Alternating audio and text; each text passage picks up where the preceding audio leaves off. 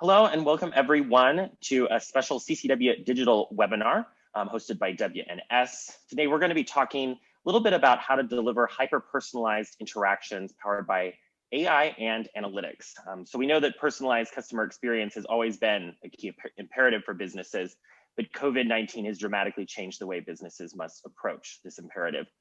So we're going to be discussing today a little bit more about the importance of data and sentiment mining for contextual tailored support. We'll also be talking about how businesses must realize customer trust as a vital component to the new narrative in the current environment.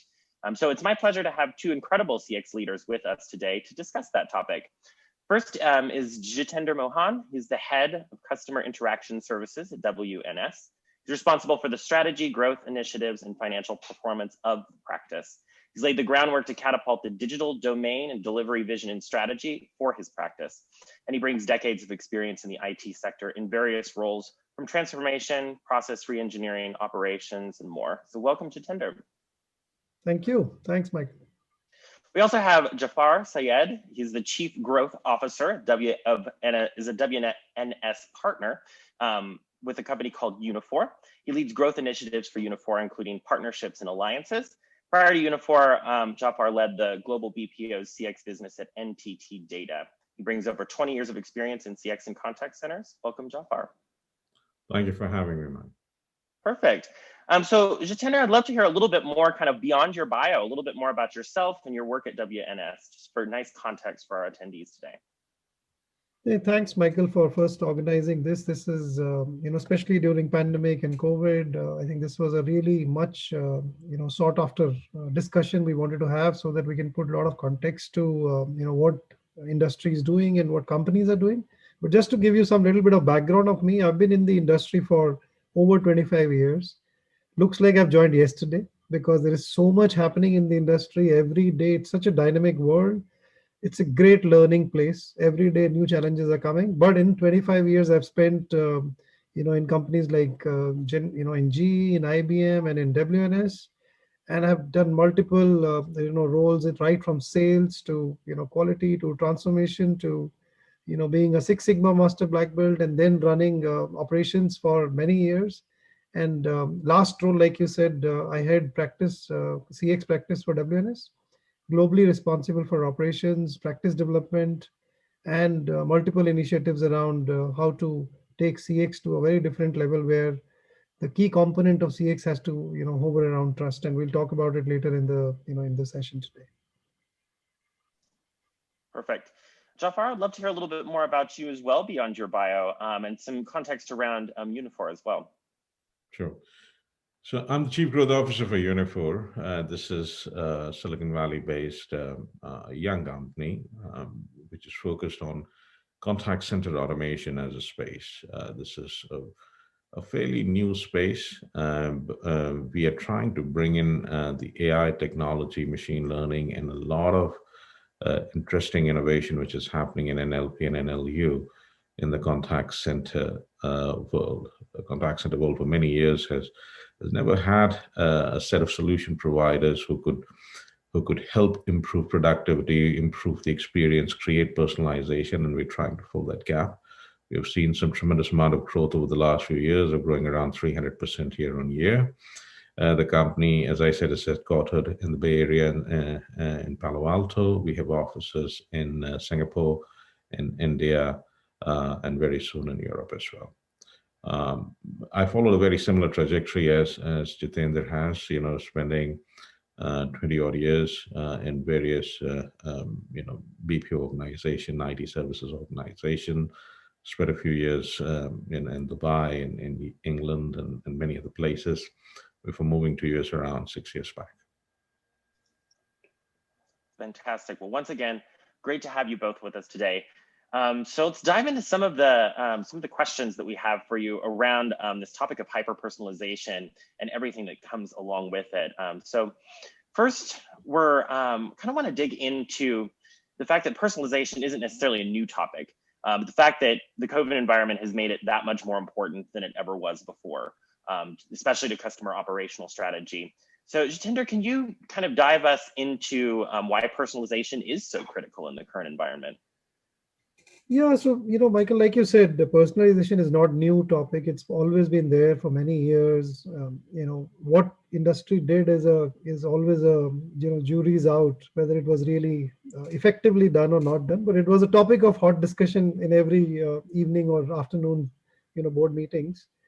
But especially after pandemic, why hyper personalization is taken a front seat, I would say, because what has happened in pandemic is future of the companies will not be dependent on their pricing in marketing campaign or a product. It will be actually more dependent on the trust and loyalty they are able to generate. And that is what pandemic has done. That what do you do for your customers during this time?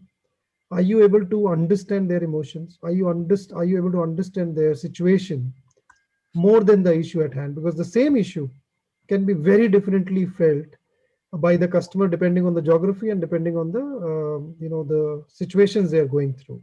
And if you're able to understand that and create your solution accordingly and create your associate react smartly to that interaction, and it could be any kind of interaction. So personalization obviously has really, I would say, has exponentially increased in terms of the requirement.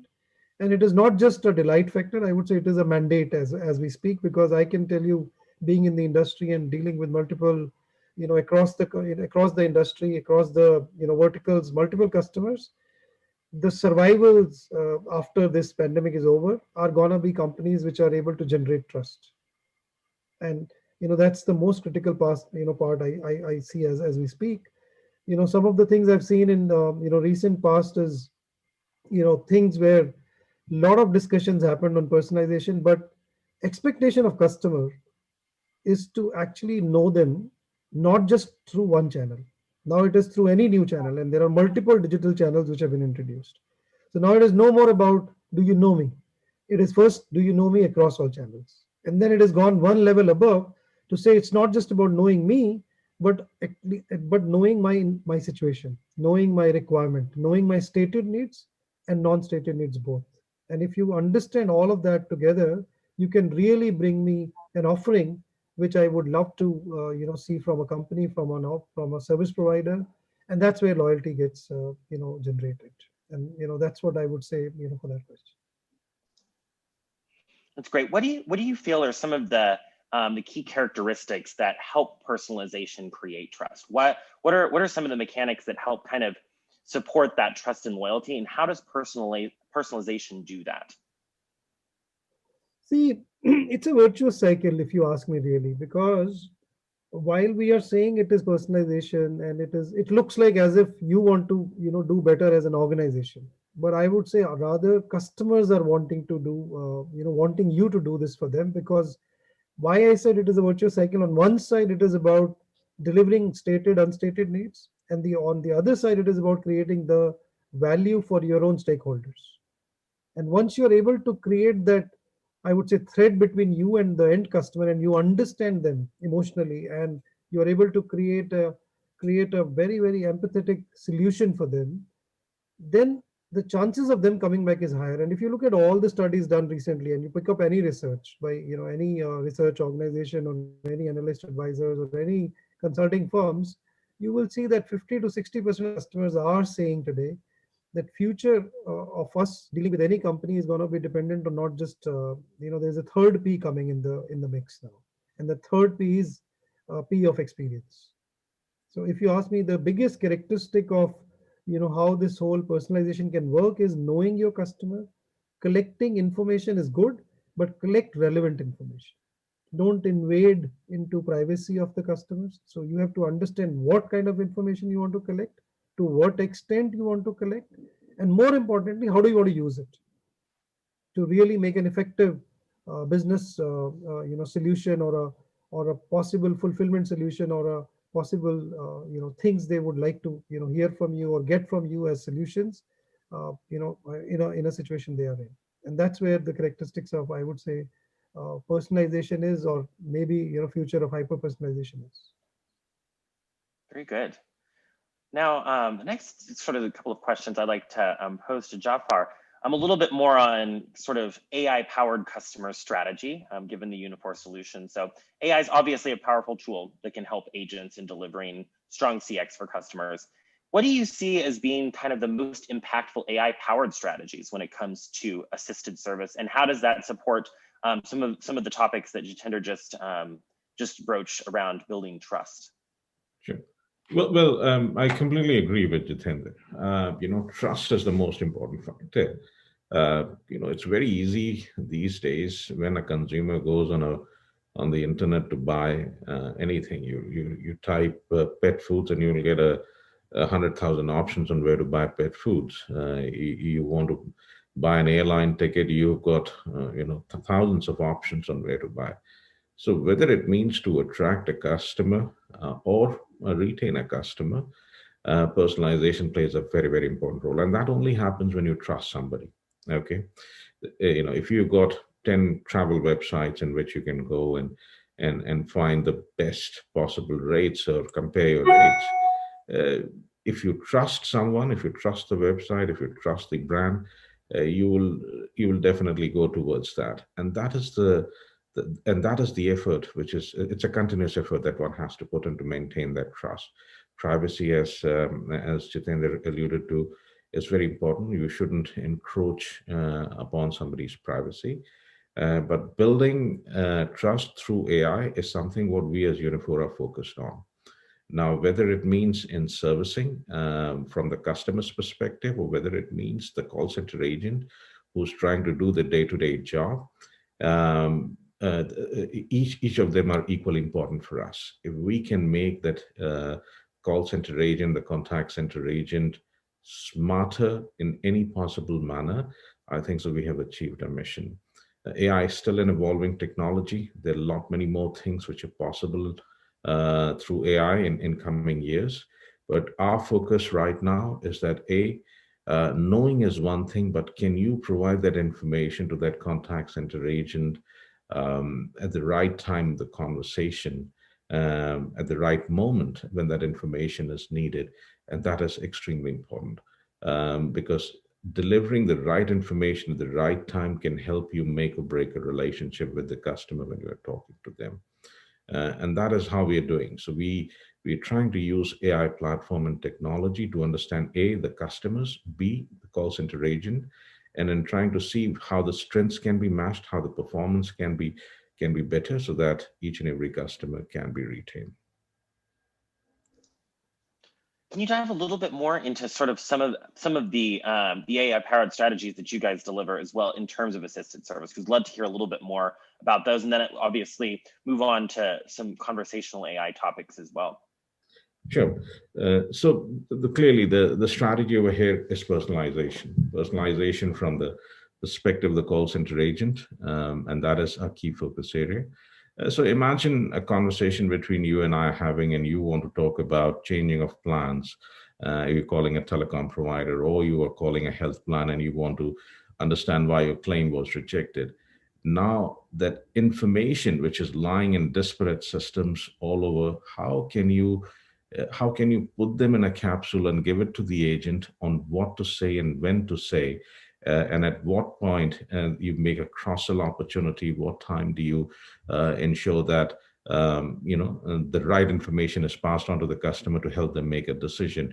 And that is what WNS and Uniphore are focused on. Getting that information packaged, improving the agent's performance, trying to make every agent, whether you're 2 months old in the system or 10 months old in the system or 10 years into the system, can you deliver that personalization? That is what a platform can do, and that is what we are focused on. Same from the perspective of the customer as well, that when you interact with the brand, how can I get you the right information the first time around? If you're using a virtual channel, if you're using the email channel, what analytics can we derive from your past interactions and help inform us as a brand better about you as a customer, so that information is there which is much more relevant to you and much more targeted to you? And those are the endeavors and those are the strategies that we are focused on. Very good. So I'd like to dive a little bit more into the topic of conversational AI as well. So I think oftentimes a lot of companies will fall flat with conversational AI in particular, because it might have been designed and delivered in a silo, doesn't necessarily really integrate with the rest of their operational strategy.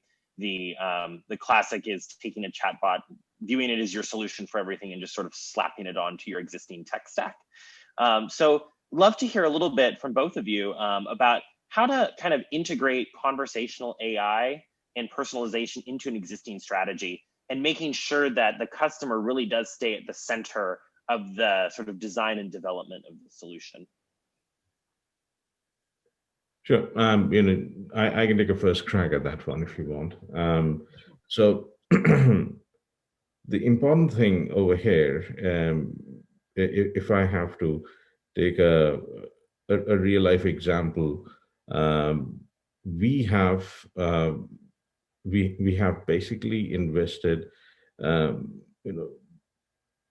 almost close to more than $50 million in terms of developing this technology, which is focused on getting the right set of information to the right set of people at the right point of time.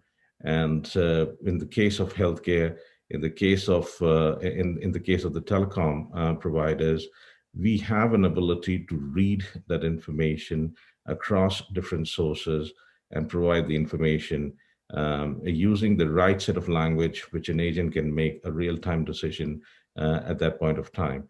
And that is what we have been, that is what we've been trying to develop with our colleagues and friends at WNS, and trying to solve some of those issues in terms of the personalization.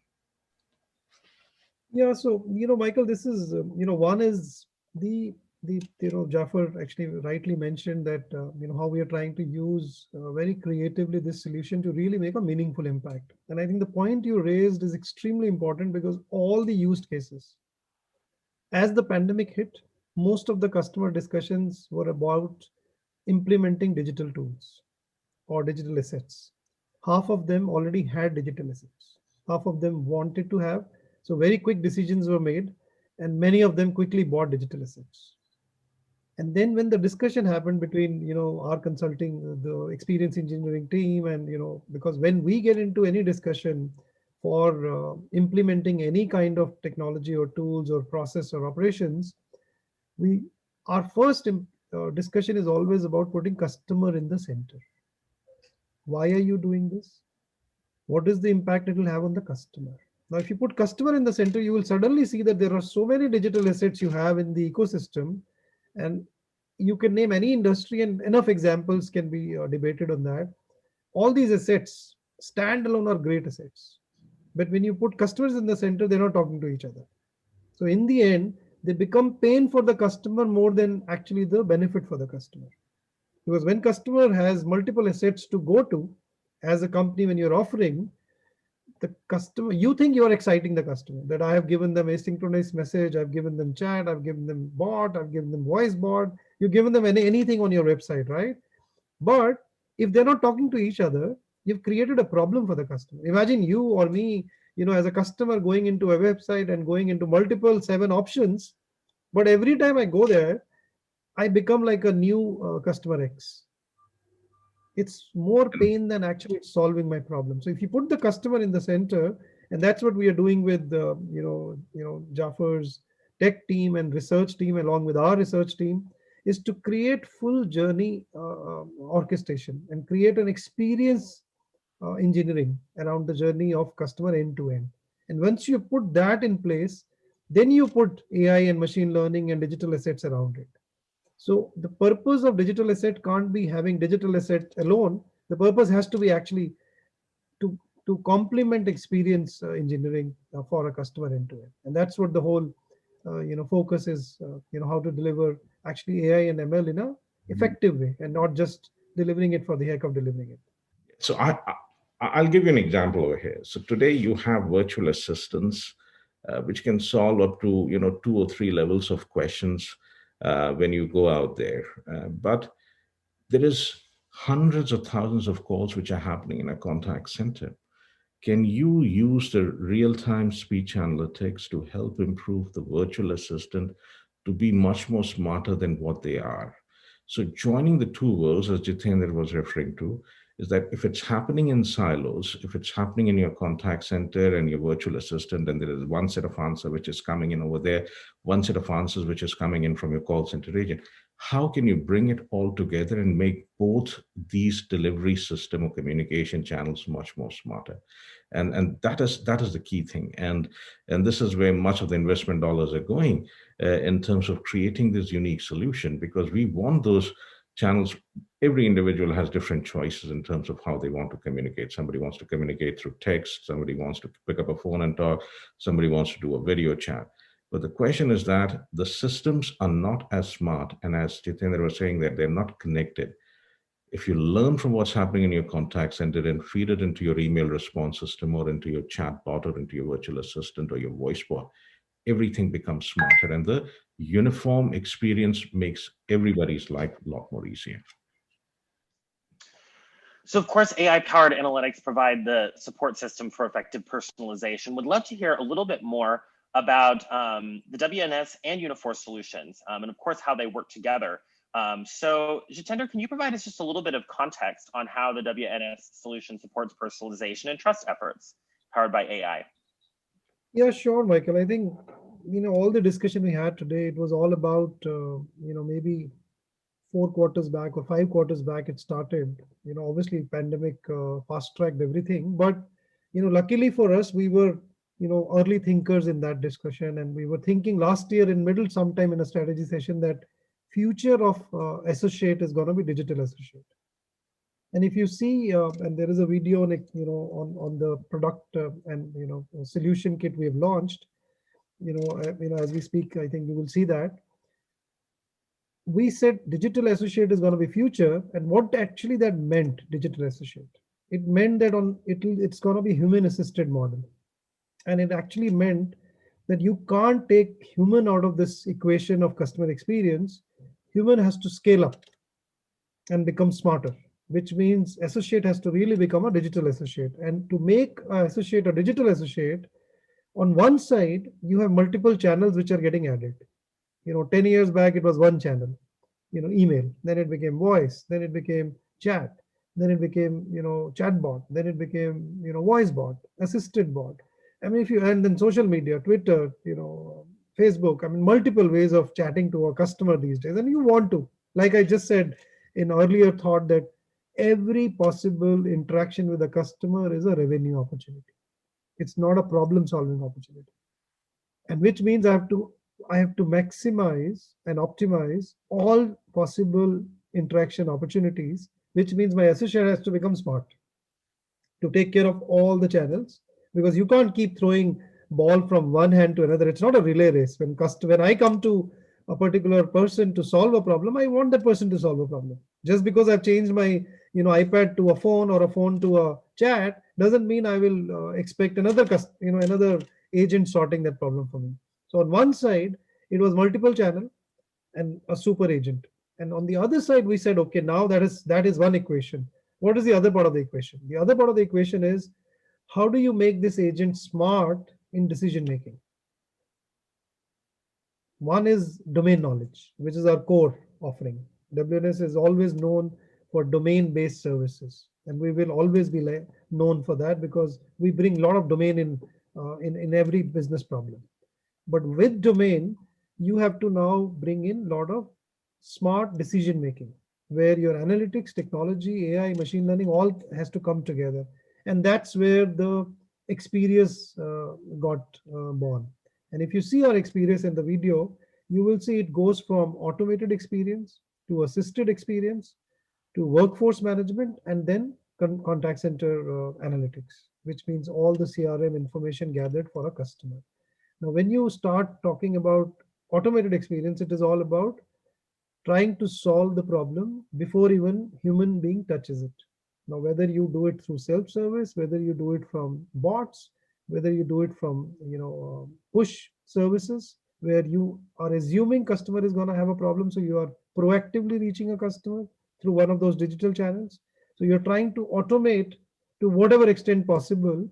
And in the automation, you're also trying to give them a possible next best action, which is helping you sell more. Now, if that can't help and solve the problem, then you get into assisted experience. And that's where, the partnership, got birth. And, last year when I was in Dallas and we met Jafar and team, we were all debating that how do you create this agent who's a super agent into a digital agent? How do you create a machine which is helping an agent to deliver better? And that's where assisted experience came into discussion. And that's where we're working with Jafar's organization and partnership to see how do we bring AI machine learning to improve agent in decision making process. And rest of the things about analytics, which is cross channel analytics, and the workforce management, is all about different kinds of possible models to improve your operations. And that's where the experience and associate journey to digital associate is all about. Jafar, you want to add something? Yes, thank you. Thank you, Jitender. So yes, Uniphore's vision has always been uh, is to reach a stage wherein the contact center agent or the associate doesn't have to touch the keyboard. Okay, and they focus more on human interaction.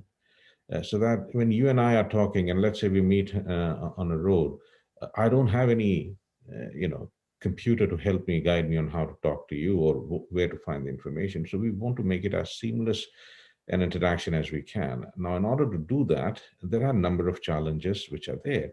This is an industry with anywhere between 50 to 100% attrition rate in employee turnover. um, Generate basically. So what happens is that when you have a person who is just 2 months into the system and you have a person who is a seasoned agent, the level or the quality of answers differ significantly.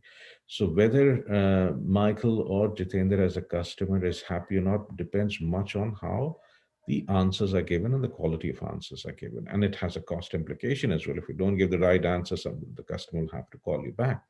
So now, once we understand this particular part, how do I make this agent who's 2 months old into the system with the domain knowledge provided by WNS, how can I make this into a smarter contact center associate? And that is what we focus on. So, can we integrate with knowledge bank? Can we give out the right article at the right point of time? Can we integrate with knowledge banks? With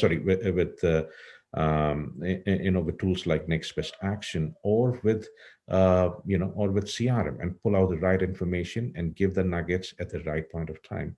Or now, for example, very soon we would be having fully integrated attended RPA solution. So, for example, if Michael, you call me and say my card is lost, so the agent won't have to do anything because we have an ability to listen, and that is part of Experience platform. We have an ability to listen to the conversation. NLP is able to summarize the conversation and understand what the context is. It can go and stop the card, take the permission from the agent. Should I issue a new card? And the agent has to just click on a button and a new card is issued. So the process, which involved multiple handovers at different stages of time, gets reduced, gets compressed into the same call. And whether it's 2 months old in the system or whether I'm 2 years old into the system, I'm giving you the same quality of service. And that is what Uniphore plus WNS give through Experience to all its customers. Very good. Love to roll that video so we can take a look at the ins and outs of Experience and how WNS and Uniphore work together.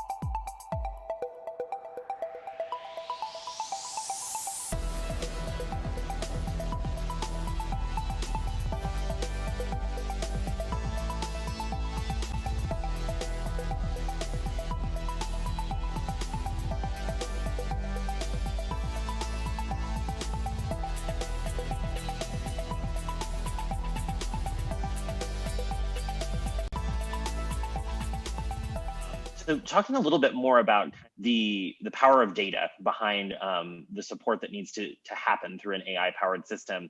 You can have the best AI solution probably on the planet, but if you're not collecting the right data for the personalization efforts that you're really trying to accomplish, it's not going to work the way that you need it to, even if your systems are connecting appropriately. So I'd love to hear from you both about some of the key data points. Obviously it varies by business, but some of the important data points to really capture a 360-degree view of your customer.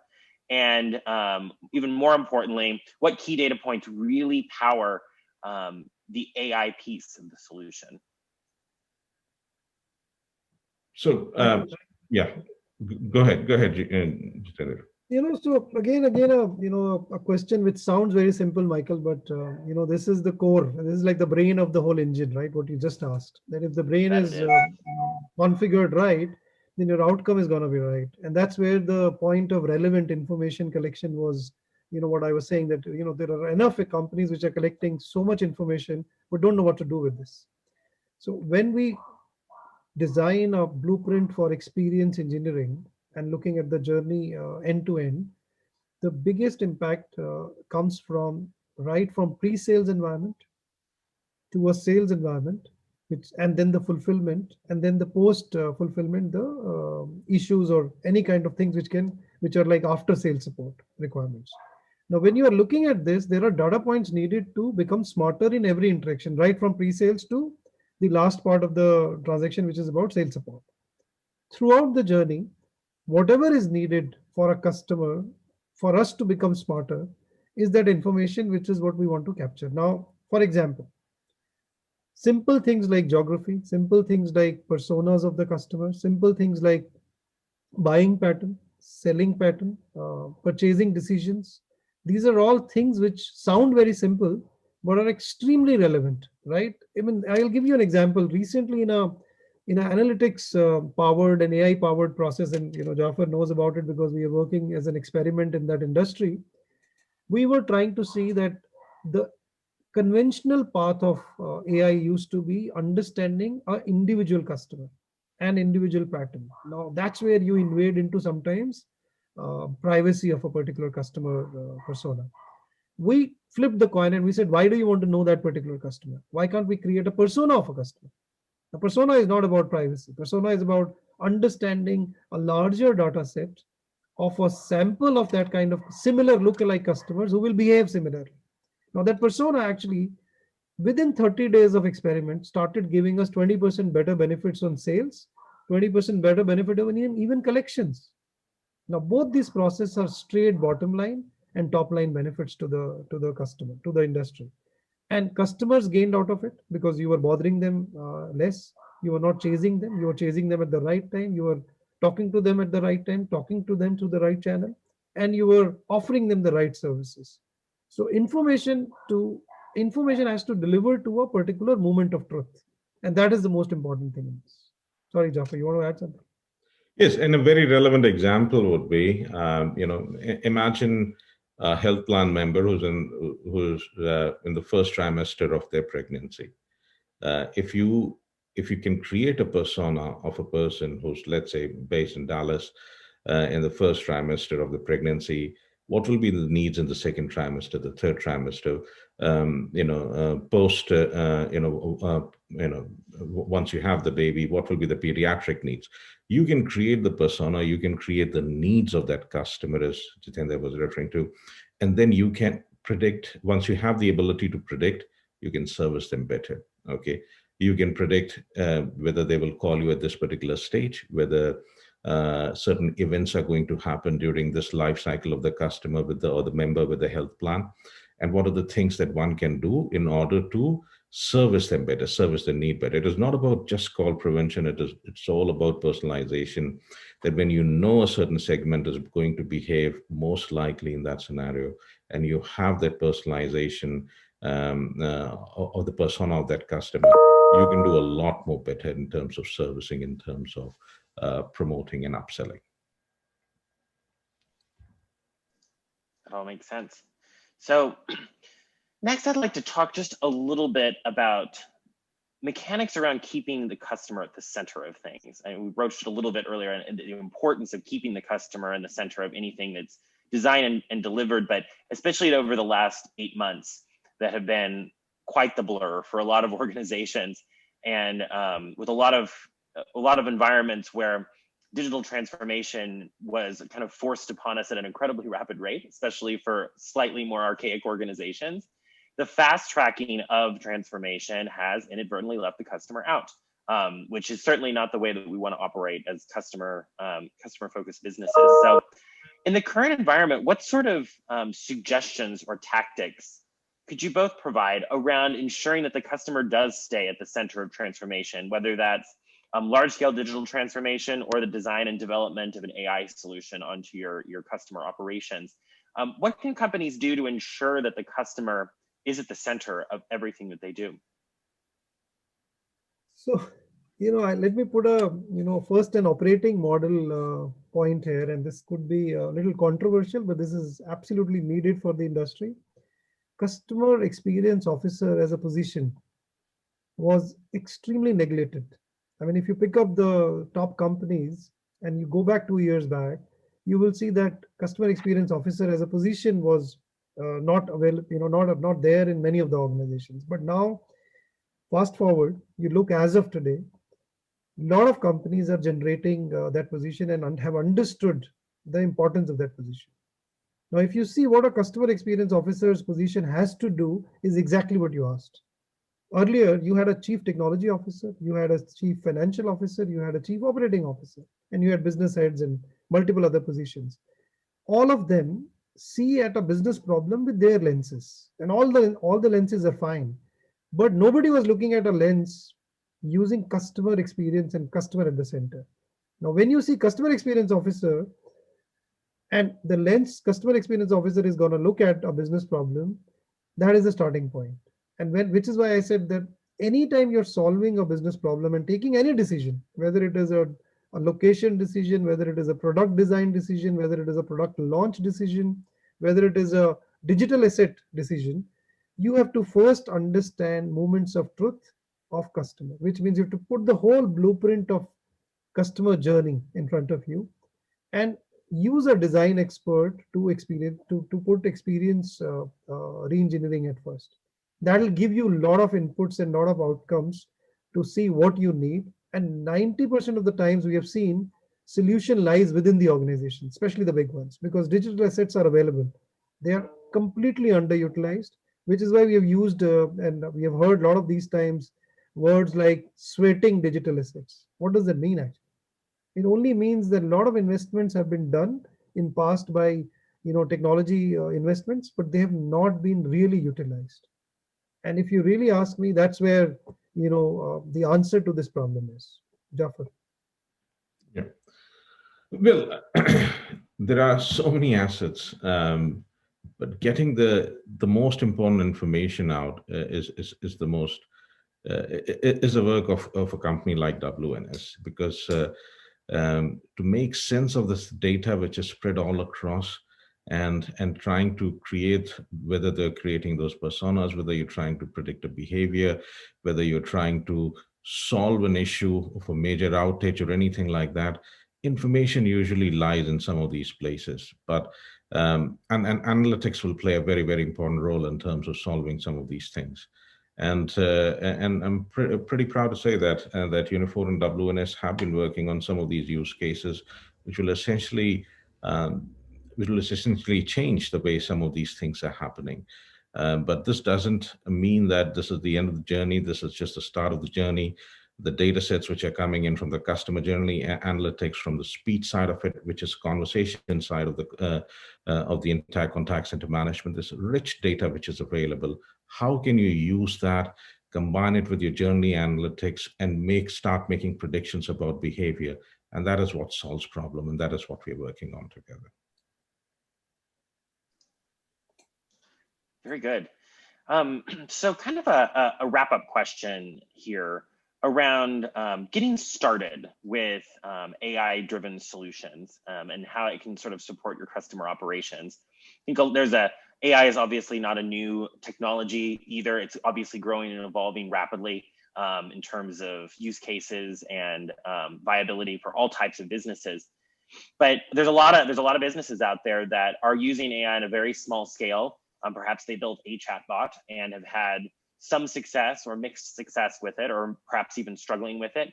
What are some of the tips that you both could provide around getting started with AI supporting customer operations? And sort of the prerequisites that you need in your organization before AI can really add a lot of value for you. So top tips to set organizations up for success when it comes to AI-driven operations. I'll tell you the most important things. People should know what is the problem statement they're trying to solve. Okay, without that, you can have all the shiny tools in the world, but if you don't know what you're trying to solve and you're just doing because it is nice and shiny, it'll never work out. Jitender, your thoughts on that? Yeah. Yeah, no, you're right. I mean, see, I'll tell you, Michael, there are again, there is a one big myth in the fulfillment industry, right? Which is where, a lot of money is spent across industry, right? Fulfillment is seen as a cost. And we have a vision that fulfillment actually is, fulfillment process should be self-funding and more than that. And you can actually do it, which is why the word sales through service was coined from. How many people are really doing it is a question to be again answered. And like he said, it is the start of the journey. And I personally believe that fulfillment process is actually first step towards generating your revenue, because that is your captive audience. It's like getting into a plane where everybody is locked down and you have your captive audience and you can do what you want to do with them. Now it is up to you. So first is you have to understand and reconcile with the fact that this is my revenue generating arm. It is not my cost, when I'm spending on fulfillment. That is one. Now, once you do that, now you have to reimagine your interaction. That every opportunity I have to talk to my customers through any channel is an opportunity to build my trust. And going back to my virtuous cycle example, moment I'm able to build my trust, I'm able to generate loyalty. And loyalty means revenue and loyalty means margins. Now, once it is clear in my mind, I will revisit all possible interactions and I will try to add value in that interaction. And I will not just try to finish that transaction by solving the problem at hand. Most of the time, the mistake we do in industry is we take interaction as a problem which a customer has, and I want to come and solve it quickly and get out of that interaction.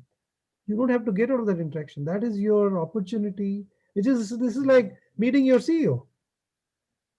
You will meet him in once in a year, but that's your moment of opportunity to build trust. And that is your moment of building trust and loyalty with that customer. First, you have to do that. Second, you have to reimagine data. You have to reimagine the whole journey. You have to look at that journey and see which point of information I need and reimagine the kind of data you need to collect. Because you can't do anything with the shiny toy if you don't have data to support it.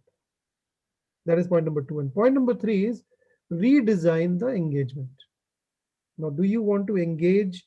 So one, you have reimagined all the interactions. You have reimagined how do you want to collect information.